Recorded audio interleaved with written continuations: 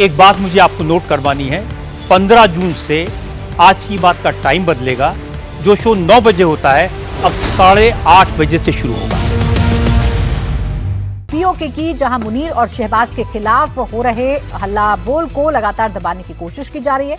PoK की बाजी आखिरी और निर्णायक मोड़ पर आ गई है। पीओके के लोग पाकिस्तानी सरकार के खिलाफ आर पार के मूड में हैं। 4 दिनों में 1100 से ज्यादा लोगों की भी गिरफ्तारियां हुई हैं। 53 प्रदर्शनकारी अपनी जान गंवा चुके हैं, लेकिन प्रदर्शन अब बड़ा आंदोलन बन चुका है। मुजफ्फराबाद, मीरपुर में बाजार, स्कूल, कॉलेज और दफ्तर बंद हैं, इंटरनेट भी बंद है, लेकिन प्रदर्शनकारियों का जोश कम नहीं हुआ है।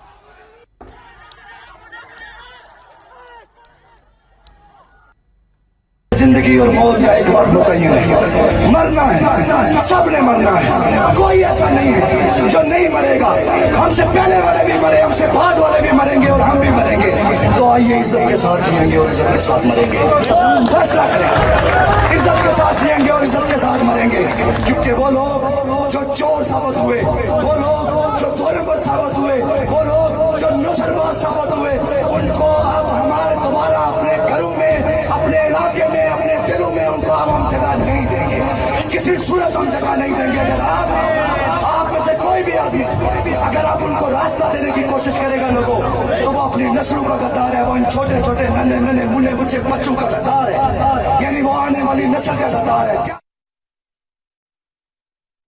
जिंदगी इस वक्त मैं मौजूद हूँ रावला कोर्ट में और इस वक्त आप मेरे आंखों में देख सकते हैं कि एफसी इस्लामाबाद पुलिस और एजे की पुलिस की जानिब से इस घर की क्या हालत बनाई गई है। पूरे इस घर के शीशे तोड़ दिए गए और इस घर के जो तकद्दस है उसको पामाल किया गया है। घर की 4 दीवारी को पामाल किया गया है और यहाँ पर मौजूद उस वक्त खवातीन थी, बच्चे थे, उनको हरासा किया गया है। ये गेट तोड़कर अंदर घुसे हैं वो, और ये देखें शीशे दिखाएं, ये पूरा घर तोड़ दिया इन्होंने, शीशे तोड़े। वो माजरत के साथ की वो एफसी नहीं थी, रेंजर थी। अच्छा, ये अंकल जी आप बताएं मजीद। आर्मी यूनिफॉर्म में थे। अच्छा, और रेंजर थे वो। अच्छा, कोई एफसी या हमारी आजाद कश्मीर पुलिस नहीं थी। अच्छा, वो सिंध के थे, पश्तू भी स्पीकर थे। अच्छा, बड़े बड़े कद। तो उन्होंने तो देखिए, अब पीओके में प्रदर्शन हो रहे हैं। पहली बार नहीं है कि पीओके में प्रदर्शन हो, इससे पहले भी प्रदर्शन होते रहे हैं और आर्मी का यही रवैया पीओके में रहने वाले लोगों के खिलाफ रहता है। उनको मारा जाता है, कत्लेआम किया जाता है और इस बार भी ऐसा ही हो रहा है।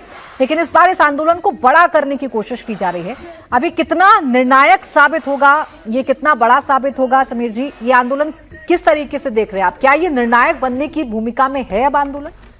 निश्चित रूप से मुझे लगता है कि अब निर्णय की तरफ बढ़ रहा है और 55 लोगों की जिस तरीके से मुनीर की जालिम सेना ने 55 लोगों को गोली मार दी जिस तरीके से, उसके बाद भी अगर आंदोलन चल रहा है और वो डरे नहीं, तो बता रहा है कि ये आंदोलन अपने अंतिम निर्णय की ओर बढ़ रहा है। और अब मुझे लगता है कि पीओके के लोगों को इस बात का डर खत्म हो गया है कि भाई मुनीर की सेना और शहबाज सरकार के लोग मिलकर जिस तरीके से उनके ऊपर लगातार अत्याचार करते रहे, उनके तमाम साधन संसाधन और सुविधाओं का जिस तरीके से दोहन पंजाब के लोगों के लिए किया गया और जिस तरीके से उन्हें वंचित किया गया, उनके मूलभूत अधिकारों से किया गया, उनको बिजली की व्यवस्था नहीं, नौकरी नहीं, रोजगार नहीं, उनका तो शोषण किया। मुझे लगता है कि अब उनको लग रहा है कि वक्त आ गया है कि इस पाकिस्तान की जालिम सरकार के खिलाफ, वहाँ की सेना के खिलाफ विद्रोह किया जाए। और अब मुझे लगता है इतने लोगों की गोली मारने के बाद भी आप देखिए ना क्या भीड़, वहाँ पर लोग सड़क पर निकल कर आ रहे हैं, लगातार उसको लेकर नारे लग रहे हैं। हालांकि पाकिस्तान का मीडिया लगातार इसको दिखा नहीं रहा है।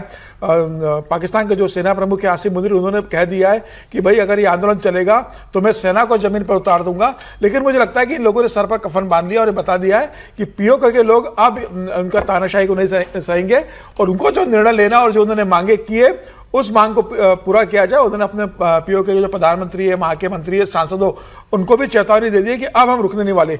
इतना लोगों का हुजूम सड़कों पर आ गया है तमाम तरह के प्रतिबंध लगाने के बाद कि आपने वहाँ पे इंटरनेट बंद कर दिया, आपने वहाँ पर उनके खबरों को प्रकाशित करने के लिए बैन कर दिया, आप वहाँ पर महिलाओं पर अत्याचार कर रहे हो, युवाओं को आपने अरेस्ट कर लिया, घर के लोगों को आप मार रहे हो। उसके बाद भी मुझे लग रहा है अगर इतना हुजूम सड़कों पर उतरा है तो इन लोगों ने तय कर लिया कि अब इसको एक अंतिम परिणति और आंदोलन को लेकर जाएंगे। और मुझे लग रहा है कि अब सेना की, पाकिस्तान सेना की और पाकिस्तान के हुक्मरानों की नींद उड़ी हुई है इनका प्रदर्शन देखने के बाद। यानी आसिम मुनीर की परेशानी बढ़ गई है।